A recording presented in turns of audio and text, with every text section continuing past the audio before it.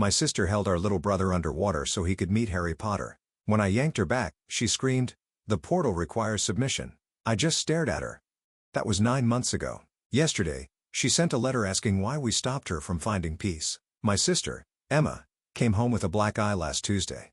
The girls at school had cornered her again, calling her freak and weirdo for reading alone at lunch. At 15, she had no friends, was completely flat, ate in the bathroom stalls, and spent weekends in her room. I found her crying into her Harry Potter pillow that night, whispering she wished she could just disappear somewhere she belonged. Mom and I held her while she sobbed about feeling trapped in a world where nobody wanted her. We promised things would get better, we just wanted her to find happiness somewhere. Emma discovered shifting through TikTok, meditation techniques to transport your consciousness to desired realities. She'd lie still for hours, listening to subliminals, visualizing Hogwarts. It seemed harmless, even therapeutic. She started smiling again, journaling about adventures with fictional friends who accepted her. Mom bought her crystals and LED lights for her shifting room. Her therapist said fantasy was a healthy coping mechanism. Emma made online friends who shared scripts and methods. We were thrilled she'd found an escape that didn't involve self-injury. She even started washing her hair again, saying Draco complimented it. Sure, she spent entire weekends shifting, but she was healing. The bullying didn't sting when she believed real friends waited in another reality. But soon, Emma's shifts grew longer. She'd skip school, claiming time moved differently. There, she started speaking with a British accent, insisting her Hogwarts memories were more real than ours. When I suggested limits, she screamed that I was blocking her frequencies. She covered her symbols, spent Mom's credit cards on crystals that enhanced portal energy. Her online community encouraged deeper methods, hyperventilating, sleep deprivation, special herbs. She believed people who couldn't shift were low vibrational. She started trying to help others shift, first our cousin, then neighborhood kids, guiding them through dangerous breathing exercises. Parents complained after she told their children their real families waited in better realities. She'd wake me at 3 a.m., insisting she'd learned to shift objects between realities, showing me ordinary items she claimed came from Hogwarts. When her therapist expressed concern, Emma accused her of being a reality gatekeeper, and refused further sessions. She stopped eating, saying food weighted her to this dimension. Mom found her teaching our 10-year-old brother Jake her methods, promising he could meet Harry Potter. When we intervened, she sobbed that we were trapping her in hell. The shifting wasn't escape anymore. It was her only reality. I woke to Jake's scream from the bathroom. Emma had him in the filled tub, holding his head underwater. I yanked her back, Jake gasping, choking, eyes bulging with terror. Emma fought me, surprisingly strong, screaming about, "The portal requires submission. 30 more seconds and he'd have shifted," she wailed, lunging for Jake again. The drowning sensation is the dimensional barrier breaking. Jake vomited water, crying hysterically. His lips were blue. Emma kept reaching for him, explaining frantically that near-death experiences create the strongest portals. She'd been planning this for weeks, researching how water conducts interdimensional energy. Mom crashed in, saw Jake shivering, and shoved Emma against the wall. "You almost unalived him," Emma laughed, eyes unfocused. "Death isn't real when infinite realities exist. He'd just wake up at Hogwarts." She turned to Jake, speaking gently like he was stupid. "You were so close, buddy. You felt the shift starting, didn't you? The burning in your lungs was magic entering." I held Jake while Mom called 911. He couldn't stop shaking, kept touching his neck where Emma had held him down. She'd convinced him they'd meet Ron Weasley if he trusted the process. Emma tried explaining to the police that drowning was a proven shifting method her community recommended. She showed them screenshots, hundreds of posts about using extreme consciousness disconnection. She'd been practicing on herself in cold baths, building tolerance. He consented, she insisted as they cuffed her. "Tell them, Jake, you wanted to meet Harry." Jake just sobbed harder, afraid to look at her. The paramedics said another minute underwater would have caused brain damage. Emma smiled at that, saying brain damage just meant partial shifting. Even strapped to the gurney, she coached Jake. "Remember the water darkness. That's where the portal opens. I'll perfect the method and come back for you." I returned home from the hospital to find Mom catatonic on the couch, staring at nothing. Jake had locked himself in his room and wouldn't come out, not even for water. The house felt hollow, like Emma had taken all the air with her when the ambulance left. I was heading to check on Jake when a notification popped up on Emma's abandoned laptop on the kitchen counter. The message glowed on the screen. "Astrid shifts. Is Emma okay?" I heard sirens. My stomach dropped. I approached the laptop slowly, as if it might bite. The Discord app was still open, messages flooding in from usernames like Reality Jumper and Dimension Walker. But Astrid's messages kept coming, urgent and insistent. I sat down and typed back, "Who are you?" The response was immediate. "Emma was supposed to text me after her breakthrough tonight. Is she okay? Please tell me she succeeded." My hands shook. This person knew. They knew what Emma had planned for Jake. Mom suddenly snapped alert, lunging across the room. She grabbed the laptop, screaming at the screen. Her voice cracked as she yelled about, "You people," and what they'd done to her daughter. More messages from Astrid flooded in, rapid-fire texts about helping Emma transcend her pain and guiding her to freedom. She was ready, Astrid typed. "The water method works. I've helped dozens cross over." Dad's car pulled into the driveway. He walked in to find Mom shaking the laptop, me trying to screenshot everything visible before it disappeared, and Jake's muffled sobs echoing from upstairs. Dad's face went from confused to furious in seconds. He declared no one was to touch Emma's devices until we figured out who these people were. But I'd already captured enough. Astrid had been coaching Emma for months. Jake finally emerged from his room, his small face puffy and red. He asked if Emma really thought he'd wake up at Hogwarts. Then he broke down completely, sobbing that he'd felt himself dying, felt his chest burning and the world going dark. He kept saying Emma promised it would be magical, not scary. We attempted dinner, but it was a disaster. Jake refused to sit in the chair Emma used, standing pressed against the wall instead. Mom kept getting up to check the window for police cars, as if Emma might somehow return. Dad stress ate while hunched over his phone, Googling shifting communities harm and online manipulation teens. After Jake went to bed, I snuck back to Emma's room. Under her mattress, I found her tablet, the one she'd hidden from us for months. The email app was still logged in, showing correspondence with Astrid dating back 6 months. My heart pounded as I scrolled through their exchanges. "Water holds memory," Astrid had written. "Consciousness transfers through drowning simulation. The body's panic is just the ego fighting release." Dad caught me reading, his initial anger melting into horror as he saw the emails. Astrid had sent detailed instructions, specific water temperatures, breathing patterns, how long to hold someone under. She'd called it assisted breakthrough and praised Emma for being brave enough to help others. Mom's shout from downstairs interrupted us. Emma's shifting friends were at our door, 3 teenage girls claiming they were worried. The one in front, Chloe, was about 16 with fresh cuts visible on her arms despite her long sleeves. Chloe broke down on our doorstep, admitting she'd almost tried the bathtub method last week, but got scared when her vision started going black. She showed us texts from Astrid calling her spiritually weak and unworthy of transcendence. The messages were cruel, manipulative, designed to make Chloe feel like a failure for choosing to live. I asked to see Chloe's phone and she handed it over with shaking hands. The voice messages from Astrid made my skin crawl. She spoke in a hypnotic, soothing tone, guiding listeners through breathing exercises that mimicked drowning. "Let the water fill your consciousness," her recorded voice instructed.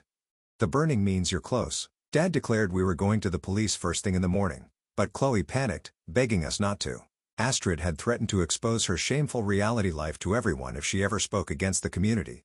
She had screenshots of Chloe's private confessions about her parents' divorce, her self-harm, her loneliness. The next morning, I drove to the police station alone while my parents stayed with Jake, who'd woken up screaming from nightmares.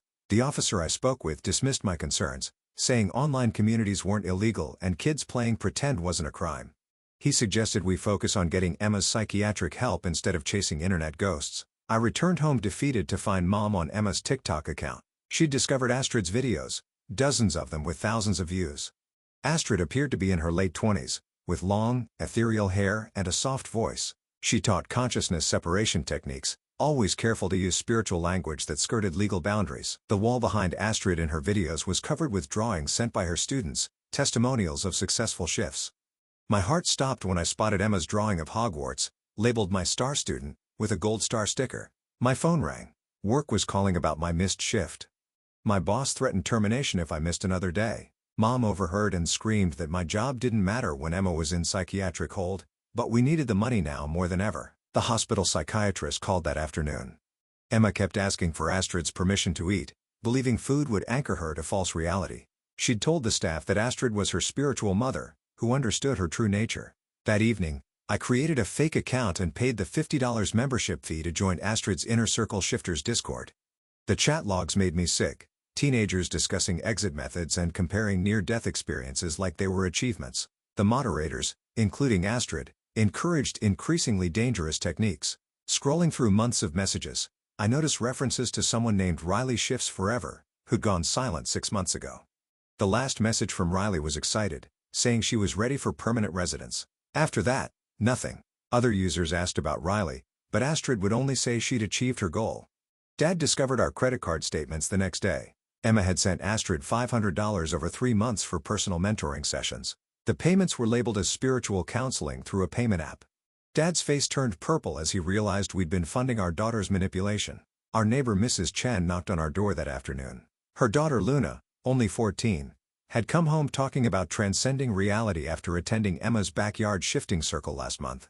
We thought it was just teenage girls hanging out. We had no idea Emma was teaching them drowning techniques. Luna's older brother Marcus had been tracking Emma's group after finding his sister's journal. The pages were filled with drowning meditation instructions and drawings of portals opening underwater. Marcus was 17 and furious, ready to confront everyone involved. Marcus and I compared notes at our kitchen table. He'd identified at least 12 local teens who attended Astrid's virtual sessions. They met online every night at 9, practicing synchronized breathing exercises. Some parents thought their kids were doing yoga. Mom found a phone number in Emma's notebook labeled Emergency Shifting Support. She dialed before any of us could stop her. A woman answered sweetly until Mom identified herself as Emma's mother. Then the voice changed, laughing coldly. "Your daughter was so close to freedom," Astrid said. "You stopped her evolution." Jake had been listening from the stairs. He revealed that Emma had been making him practice holding breath underwater in the bath for weeks. She'd promised they'd meet Harry Potter together if he could last long enough. He'd thought it was a game until last night when she'd held him under for real. The terror in Jake's voice as he described those practice sessions broke something in me. Emma had been preparing him, building his trust, making him believe drowning was a doorway to magic. She'd been following Astrid's grooming playbook perfectly, and we'd never noticed. Astrid posted a TikTok video the next morning dedicated to Emma's bravery. My hands trembled as I watched Emma's school photo appear on screen with the caption, "Inspiration for all seekers." The comment section exploded with support from teenagers praising Emma's spiritual journey and condemning our family for stopping her evolution. I typed a warning comment about the dangers, but within minutes my inbox flooded with messages from Astrid's followers. They expressed sympathy for our closed-minded family attacking Emma's truth. Some shared their own near-drowning experiences as proof the method worked. The messages kept coming, each more disturbing than the last. Chloe's mother Paula called that afternoon. Her voice shook as she described finding Chloe in their bathtub at 3 in the morning, practicing what she called breathwork. Paula had thought it was meditation until she noticed Chloe timing how long she could stay underwater. The realization hit both of us simultaneously. There had been multiple close calls we'd missed. Dad took Jake to see a child therapist the following day. When they returned, Dad's face was ashen. The therapist reported that Jake kept asking if he'd failed the test by not drowning properly. He believed Emma would be disappointed that he couldn't complete the shift. The psychological damage ran deeper than we'd imagined. I spent hours screenshotting every Discord conversation before Astrid could delete evidence. A pattern emerged in the chat logs. Astrid specifically targeted teens who mentioned bullying, isolation, or family problems. She'd slide into their direct messages with sympathy and promises of a better reality where they'd be loved and accepted. The police visited again after Dad filed a formal complaint. The officer took notes but ultimately concluded that teaching meditation techniques online wasn't illegal. He suggested we focus on Emma's mental health treatment rather than pursuing Astrid. The system couldn't help us. Marcus introduced me to his girlfriend Keiko, who'd attended one of Astrid's virtual sessions. Keiko's hands shook as she described how Astrid had asked participants who would miss them in this reality. When Keiko mentioned her grandmother, Astrid had suggested that attachments were chains keeping souls trapped. Keiko left the session immediately, but others had stayed. While gathering clothes for Emma's hospital stay, I discovered a hidden journal in her closet. Page after page described Astrid as the mother she'd always wished for. Emma had written about promises of permanent residence in her desired reality, where she'd never feel pain again. The manipulation was systematic and calculated. Chloe forwarded an email she'd received from Astrid after mentioning her parents' divorce in the Discord chat. Astrid had sent detailed bathtub instructions explaining that water healing specifically helped children from broken homes transcend their circumstances.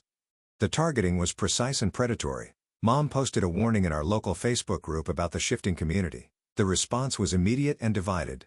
Some parents thanked her for the information, but others defended shifting as harmless fantasy and attacked her parenting. Comments accused her of stifling teenage creativity and spiritual exploration. The community split into camps. Sarah, who'd been Emma's best friend before her isolation, reached out through Instagram. She revealed that Emma's personality had changed dramatically after Astrid privately messaged her about having special potential. Sarah had watched her friend slip away, powerless to help as Emma became convinced this reality was false. The hospital called with disturbing news. Emma had attempted to hold her breath until passing out, believing the staff was keeping her from shifting by forcing her to breathe. She insisted we were reality anchors preventing her transcendence. The medical team increased her supervision. That evening, I noticed Astrid hosting a live stream titled, "Helping Earthbound Souls Release." My blood ran cold when I saw 3 local teenagers in the chat, including Luna. They were typing about feeling trapped and misunderstood while Astrid validated their pain and offered solutions. Dad confronted Luna's parents with screenshots from the livestream. They immediately forbade Luna from using the internet, but she screamed that Astrid was the only adult who understood cosmic truth. The confrontation ended with Luna barricading herself in her room, refusing to speak to anyone who denied her spiritual path. Marcus discovered something chilling in the Discord archives. Riley's final message read that Astrid had promised tonight she'd finally get to stay in her desired reality forever. The timestamp was 6 months ago. No one had heard from Riley since. I drove 2 hours to Riley Morrison's hometown the next morning. Riley's mother answered the door with hollow eyes. When I explained why I'd come, she broke down completely. Riley was in permanent psychiatric care after what the doctors called a meditation accident that left her catatonic. She'd been found unconscious in the bathtub, barely alive. Riley's mother showed me journal after journal documenting an identical pattern to Emma's descent: private mentoring from Astrid, escalating water methods, and promises of permanent shift to a happier reality. The similarities were too precise to be coincidence. This was Astrid's playbook. The most damning evidence came from doorbell camera footage. Riley's neighbor had complained about a strange woman visiting at odd hours. The grainy video showed someone matching Astrid's description entering Riley's house multiple times when her parents were at work. Astrid had been there and Marcus stayed to help despite his parents demanding he stop investigating. He admitted his sister Luna had already started practicing bathtub breathing. He caught her timing herself with her phone, trying to hit her previous records. The urgency of our situation intensified. Together, Marcus and I developed an intervention plan for the affected teens. We created a presentation showing the parallels between Emma's case and Riley's, hoping the evidence would break through the indoctrination. Our families met to discuss collective action while the teens continued their dangerous practices. Despite my rage toward Astrid, I refused Chloe's suggestion to publish Astrid's personal information online. We needed to protect the other kids without becoming predators ourselves. The moral line was thin but crucial to maintain. I sent Astrid a direct message confronting her about Riley. Her response chilled me. She claimed Riley had achieved permanent residence in her desired reality. When I pressed for details, she insisted that what others called catatonia was actually successful consciousness transfer. She genuinely believed her own delusions. Riley's mother shared the psychiatric intake forms with our parent group. The documents mentioned guided imagery involving drowning and a female authority figure matching Astrid's description. The medical professionals had documented the grooming without fully understanding its source. 3 families successfully extracted their teenagers from Astrid's influence after our parent meeting. The kids protested they were being spiritually murdered, but their parents held firm. The small victory felt hollow knowing dozens more remained in danger. Astrid posted a tearful video about persecution for helping special souls transcend. She announced she was organizing an intensive retreat for her most dedicated students. The threat of escalation loomed as she promised to guide them through advanced techniques in person. Local parents created a phone tree after discovering their teens had saved Astrid's content to private folders. We compared notes on manipulation tactics, building a database of warning signs. The grassroots effort grew as more families recognized the danger. I arranged a video call with Astrid, with several parents listening on speaker. She smiled serenely as she told me Emma had described me as the anchor dragging her down. She spoke of helping Emma escape a reality where she was unloved and misunderstood. Her calm certainty was more terrifying than anger. At the grocery store, several teenagers approached me with condolences about Emma. They admitted they were scared of their own shifting groups now. The tide was slowly turning as kids began recognizing the dangerous path they were on. Dad found legal precedent about psychological manipulation of minors and consulted a lawyer. The attorney reviewed our evidence but concluded that proving criminal intent would be nearly impossible without direct admissions of harm. The legal system offered no solutions. Chloe revealed crucial information during a support meeting. Astrid often mentioned losing someone special named Jordan years ago. She constantly talked about reuniting across realities, suggesting her entire mission stemmed from unresolved grief. The revelation added a tragic dimension to her predatory behavior. I created a support group specifically for affected families, deliberately including teenagers to prevent them feeling attacked. We focused on open dialogue about the real dangers while acknowledging the pain that drove kids to seek escape. Building trust was essential for breaking Astrid's hold. 7 families attended our first meeting. Parents shared stories of finding their children practicing breath holding, spending college savings on crystals, and writing what appeared to be goodbye letters. The pattern was consistent and terrifying. During the meeting, one of the invited teenagers used Emma's exact phrase about water being the doorway. Dad's recognition was immediate. The language was scripted, programmed into vulnerable kids through repetition. We were dealing with systematic indoctrination. Mrs. Chen called at 4 in the morning, hysterical. She'd heard strange sounds from the bathroom and broke down the locked door to find Luna hyperventilating next to a full bathtub. Luna insisted she was just practicing, but the setup suggested she'd been minutes from attempting a full submersion. The local news picked up our story after the parent group contacted them. The reporters focused on families trying to protect kids rather than attacking spiritual beliefs. The coverage was respectful but urgent, warning parents about online predators disguised as spiritual guides. During a family therapy session, Emma mentioned wanting to join Jordan in the Golden Reality. When the therapist asked who Jordan was, Emma became confused, saying Astrid talked about Jordan constantly, but she'd never asked for details. The name was clearly significant to Astrid's motivation. The retreat deadline approached rapidly. Despite parent warnings and interventions, 12 teenagers from surrounding areas confirmed attendance. They'd been convinced their families were trying to trap them in a painful reality. The countdown created mounting pressure. Multiple parents reported that Astrid had contacted their children through Instagram and TikTok even after they'd left her community. Her messages insisted their parents feared their power and wanted to keep them suffering. She was actively fighting to maintain control over her victims. I realized the legal system wouldn't help us. We needed Astrid to reveal her true intentions publicly, to disqualify herself in the eyes of her followers. The challenge was creating conditions where her mask would slip. The support group developed a reality check protocol. Teenagers would text each other every 2 hours, confirming they were safe and present. The peer accountability system helped kids resist the urge to practice dangerous techniques alone. A parent who worked in property management recognized Astrid's building from her videos. His colleague managed the property and had received multiple noise complaints about chanting and water sounds at odd hours. We finally had a physical location to monitor. Emma sent her first letter from treatment. She wrote that Astrid had promised she'd never feel pain again, asking why we'd stopped her from finding peace. The words broke my heart, but I responded with love while documenting everything for evidence. Marcus filmed testimonies from 6 teenagers about Astrid's escalating demands. They described pressure to practice longer breath holds, to disconnect from family, and to prepare for permanent residence in their desired realities.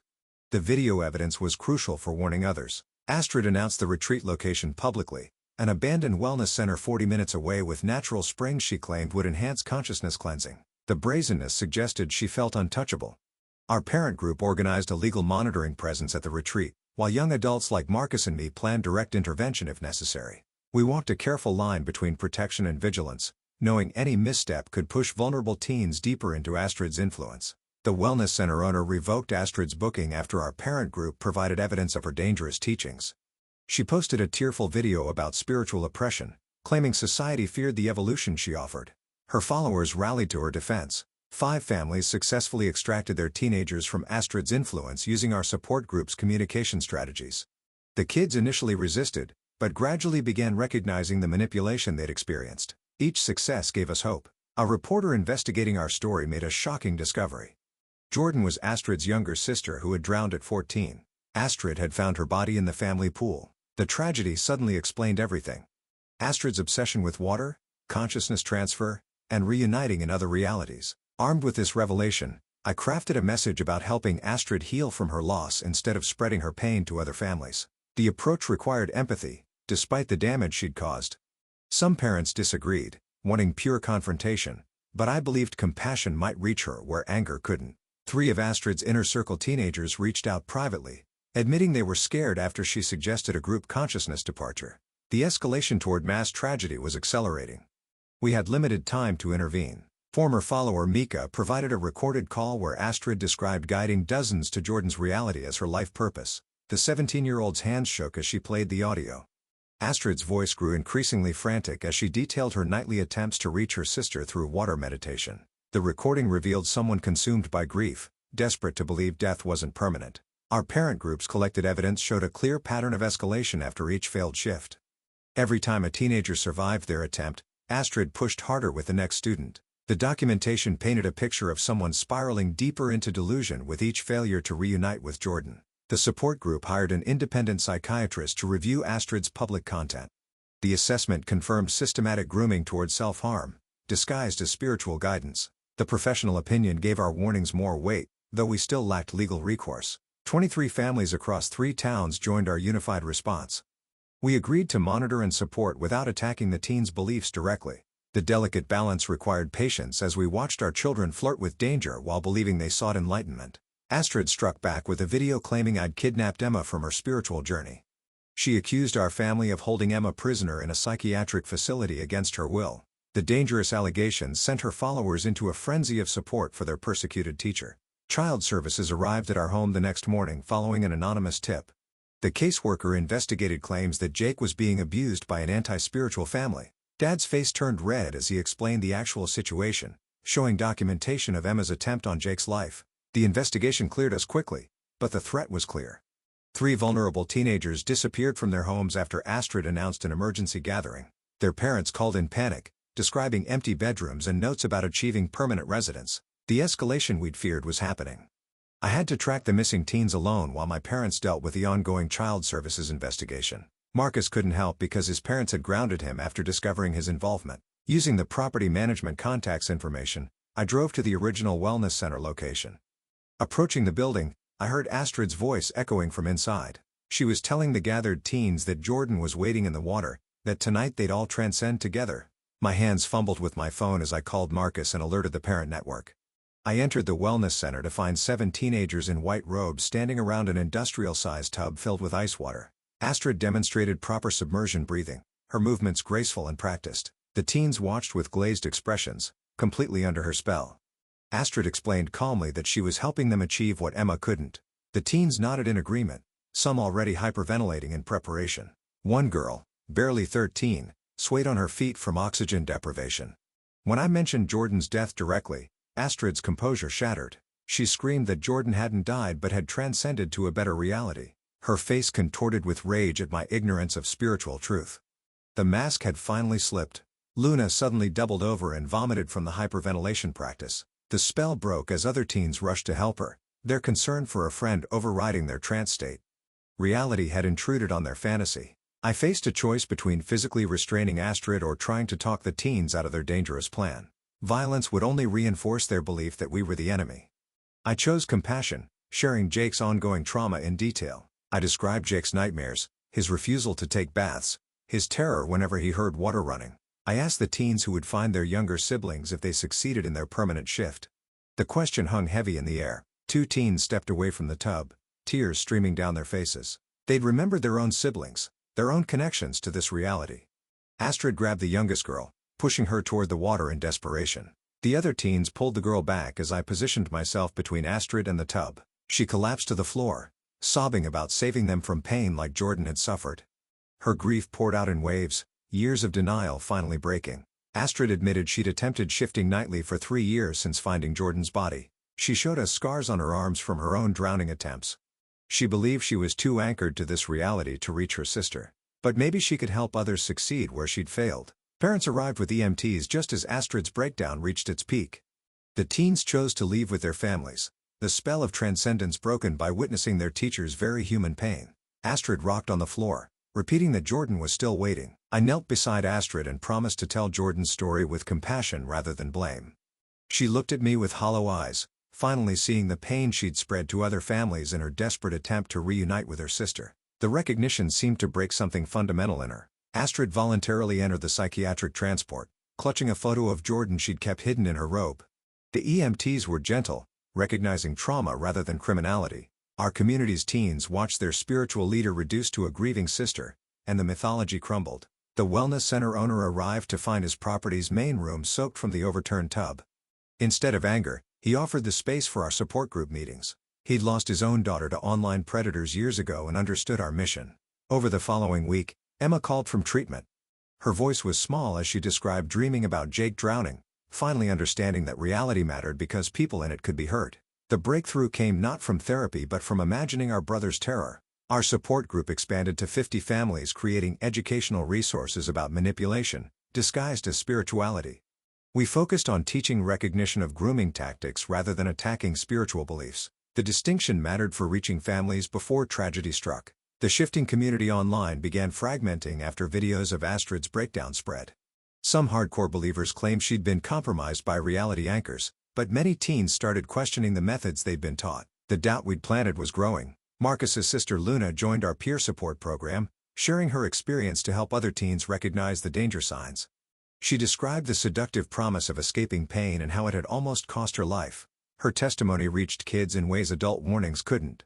Local mental health services reported an increase in teens seeking help for what they called shifting addiction.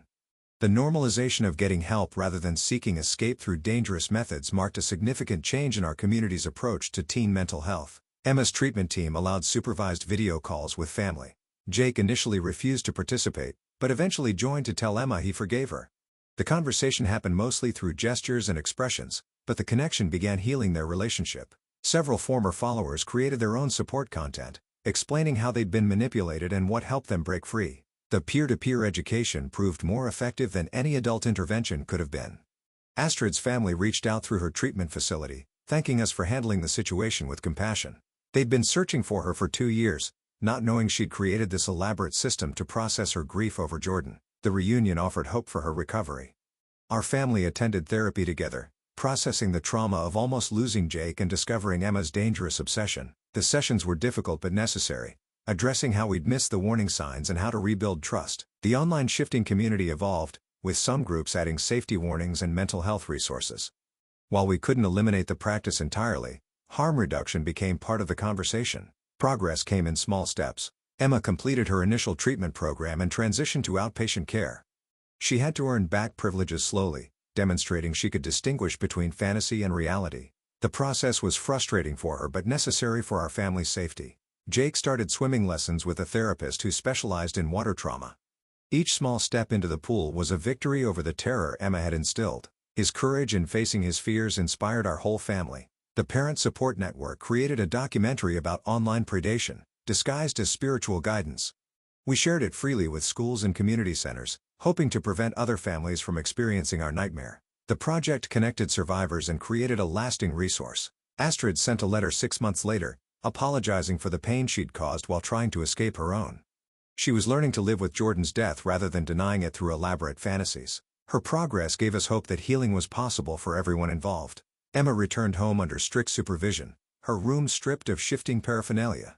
She struggled with the mundane reality of homework and chores after believing she'd lived magical adventures. We celebrated small victories like her choosing to eat regular meals. The Wellness Center became a monthly gathering place for affected families. We shared resources, supported each other through setbacks, and celebrated recoveries. The community that formed from tragedy became a source of strength. Some teens still practice safe meditation, but the drowning methods died with the revelation of Jordan's tragedy. Understanding the source of Astrid's obsession helped kids recognize how grief could be twisted into dangerous beliefs. Education replaced prohibition as our primary tool. Our family bore lasting scars. Jake's water phobia required ongoing therapy. Emma's relationships remained strained as she rebuilt trust. Mom developed anxiety about online safety. Dad threw himself into advocacy work. I learned to balance protection with allowing my siblings space to heal. Astrid remained hospitalized long-term, working through complex grief and trauma. She sent occasional letters about finding Jordan and healing instead of water. Her journey toward accepting reality inspired some former followers to seek their own help. The families touched by this crisis focused on keeping their children anchored in a reality where they were loved, even when that reality included pain. We learned that escape wasn't the answer, but connection and support could make the pain bearable. Our community grew stronger through shared vigilance and compassion.